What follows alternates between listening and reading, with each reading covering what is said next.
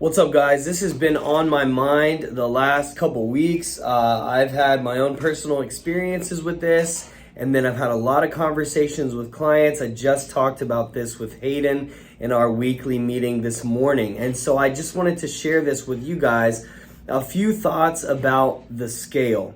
And it's funny how these things come up, things that maybe I've already known for a long time. I've known for many years as a trainer. However, there are different times, different seasons where certain topics seem to ring true just a little bit louder. And perhaps it's not that they're more true in that time, it's just that they're more necessary to be discussed. And so I'm bringing that to you guys today. This is off the cuff, this is unscripted. That's usually how I do my best work. So follow along if you would like. The first thing I want to say, if you have been training for a long time, strength training that is, if you've been strength training for, let's say, at least 2 years, you've seen a lot of really good progress over those 2 years. You've built a good amount of muscle mass, okay? And this is all relative to the individual. I'm not saying you're all walking around like Arnold Schwarzenegger. However, you've built an appreciable amount of muscle mass. And so a lot happens in that first year, even the second year of strength training. A lot of funny things are going on with your weight. There's so much happening with muscle and losing fat and things like that, that it's a little difficult, not impossible, but a little difficult to predict exactly what's going on based on your weight. However, after you have been strength training for 2 or more years, you've been doing so consistently for 2 or more years, and certainly when you've been doing it 3, 4, 5 years plus, all right, here's the bold, shocking statement. Your weight is a fantastic indicator of your body composition. Assuming you continue to strength train and you haven't taken time off and you haven't been sick or anything like that, your current weight is a fantastic indicator of your body composition, and the change that happens on the scale is one of the best ways to track body composition changes. All right? And here's the thing. You have to understand what the scale, oh my, I'm kicking this new light. I got this new light, and I'm just kicking it all the time, all right? You have to understand what the scale does and does not tell us.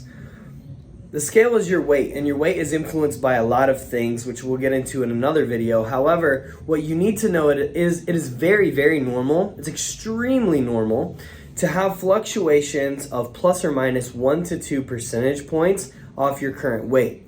So if you take someone who's 250 pounds, it is not uncommon to see them weigh 5 pounds more than that, their average, and 5 pounds less than their average, leaving us a 10-pound window with which their weight can fluctuate, and them still maintain the same body composition. We have to understand that.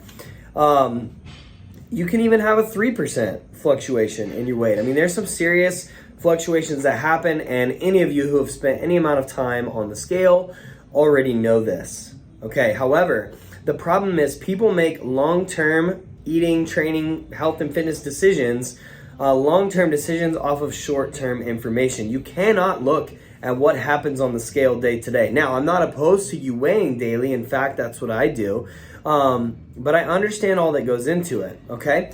And to let you know how committed I am to this idea, I weigh daily, but during a fat loss phase, a rule that I have and a rule that I tell clients if they're gonna weigh daily is as long as you hit a new low weight once every 14 days, then you can be confident you're making progress. Don't worry about the other 13 days. Just know that you've made good progress because you've hit a new low. And then if the next 14 days you hit a new low, then bam, you're making progress. We have to start looking at the bigger picture here, okay? So when your weight goes up a little bit or it goes down a little bit, you kind of have to just throw that data out. However, when we see that range that our weight tends to fall in, and maybe we spend most of our time around here, when this and this range shifts, here's the middle point, and here's the end of the range. When that moves down, we know we're getting leaner. When that moves up consistently, we know we're gaining weight. And if you've already been if you've been strength training, you just started strength training, or you just picked strength training back up, then you very well may be gaining muscle mass and you may not have anything to worry about. However, for those of you who have been training, those of us, I should say, who have been training for 2, 3, 4, 5+ years, what goes on with your weight is a great indicator of your body composition. So if you've been lifting for a while and you want to lose fat, honestly, the scale is a great way to track that. Once you've lost 5 pounds, 10 pounds, 15, 20, 25 pounds, you can be confident that you are making progress. And if your weight stays the same, even if it's in the same range, you can be confident that you probably are not making progress at all, or at least not at the rate that you want. Okay. Something else I want to say, it is not uncommon at all.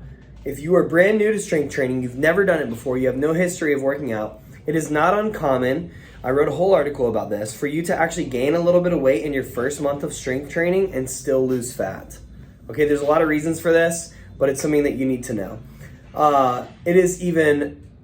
It is also very common where if you have worked out in the past, whether it was 1 year ago, 2 years ago, or 20 years ago, it doesn't matter. If you've done strength training and built any amount of strength and muscle in the past, your body has what I'm going to call muscle memory, okay? And when you start working out, you will build that muscle, you will rebuild that muscle and strength much faster than you did the first time, even if it was 20 years ago. I guarantee it. Happens every time. I've seen this in practice over and over again over the last, 9 years that I've been training clients, okay? And I guess at this point, 13 years that I've been hanging out in gyms.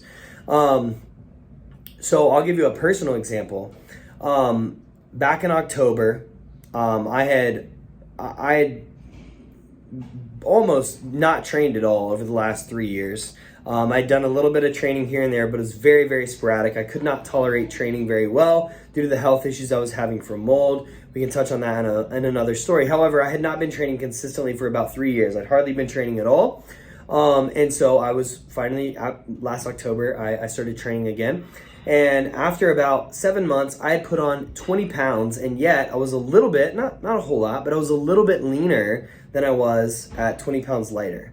That's crazy. It sounds crazy, but I knew what was going on. And since then, I've rebuilt a fair amount of that muscle mass, and now that I'm not continuing to rebuild muscle at a rapid rate, things have kind of slowed down in that department. I've kind of rebuilt that base again pretty quickly over those 7 months. I am now losing weight on the scale at a decent pace.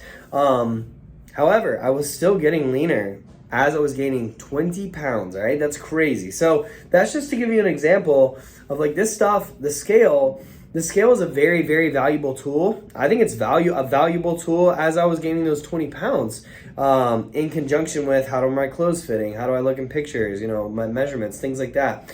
But I think the tool is a very, very, very good, it's a very good tool. The scale is a very good tool, but we have to understand it. And so there's just so much that goes into this. And I just wanted to share these thoughts with you guys tonight, but maybe we will dive into, Hayden and I are talking about putting together a little content for you guys specifically around the scale and how my views on the scale have actually changed.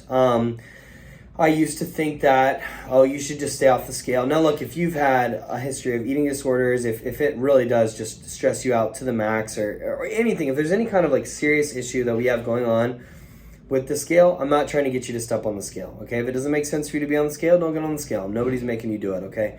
And I'm not gonna like bully a client into getting on the scale. However, I think if we can overcome your fear of the scale by getting on it regularly and understand what it is telling us, I think that would be really valuable. All right, one other thing, I just thought of it. BMI. All right, let me tell you about BMI, okay? Body mass index. This chart, this is not body fat percentage. Body fat percentage is simply what percentage of your body is fat. That's a great tool, but it's extremely hard to measure. More info on that in another video or blog or whatever. But BMI was created using adult white males who were untrained, meaning they were not strength training. These were not guys in the gym. These were not black men. These were not women. These were white men who were untrained. All right. And so if you fall into that category, the BMI chart just might make sense for you. However, if you start strength training, if you're a white guy and you start strength training, or if you're a black man, who starts strength training, or if you're a woman, whether you strength train or not, this chart is probably not applicable to you. All right. I also think there are other issues in that. I mean, you just take a look at people, and people's bone structures are very, very different.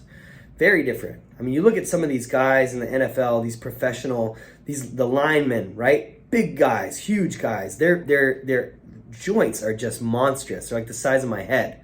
They're very, very big. You can tell they're just, they're obviously extremely muscular and powerful, but their entire physique, including their bones or joints, are just thick.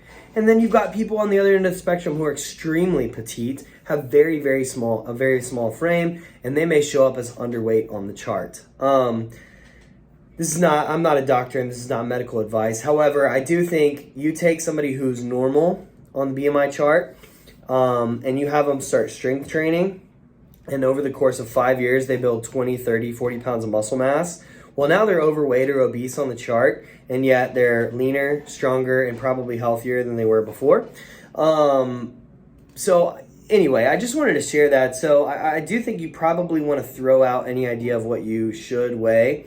I think it's very difficult for somebody without really knowing you and your body structure and your activity level to really be able to look at you and be like, oh, you should definitely weigh 175 pounds, because it's so dependent on so many factors. So all I have to say, I do think, while I love the scale, I think you should throw out any idea of what you should weigh, and you should instead focus on, first and foremost, your health, and then your capability, your strength, your endurance, just being able to do the things you love with the people you love. And then last but not least, ain't nothing wrong with being lean and trim and feeling confident in how you look. And so then you would want to focus on that. But whether you look and feel and can perform and are healthy at 150, 175, 200, 250 pounds, it doesn't matter. You need to just focus on getting healthy, getting strong, and get your body fat down to a place where you are comfortable. Those are my random thoughts on this Wednesday evening on the scale.